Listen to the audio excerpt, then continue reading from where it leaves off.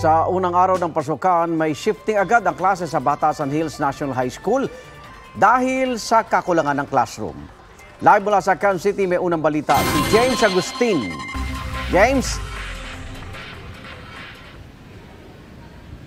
Gang, good morning. Pasado alas 4:30 pa lamang ng umaga kanina ay marami ng maagang estudyante dito sa Batasan Hills National High School para sa pagbabalik eskwela nila ngayong araw.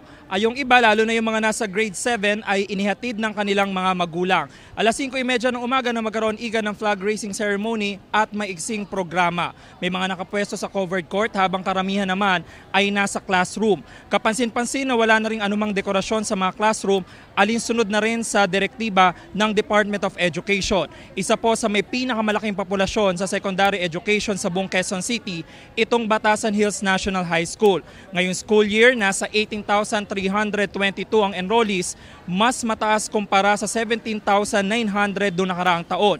May kakulangan pa rin sa classroom kaya hinati sa morning at afternoon shift ang mga klase.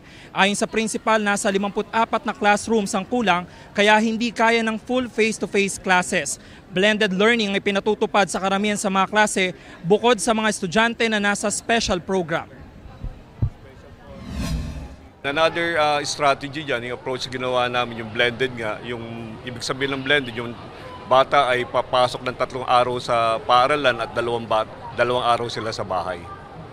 Through the use of the modules or other books.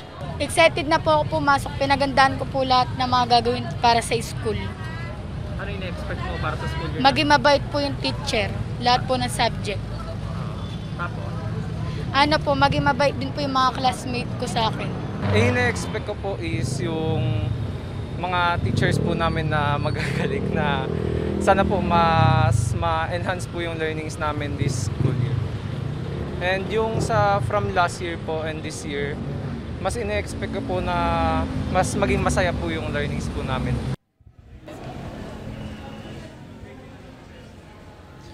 Samantala, ikan ongoing na ngayon yung klase ng morning shift mula po yan alas 6 ng umaga hanggang mamayang alas 12:20 ng tanghali. Yung afternoon shift naman magsisimula alauna ng hapon hanggang alas 7:20 ng gabi. Yan muna ilitas mula dito sa Batasan Hills National High School. Ako po si James Agustin para sa GMA Integrated News. Igan, mauna ka sa mga balita. Mag-subscribe sa GMA Integrated News sa YouTube.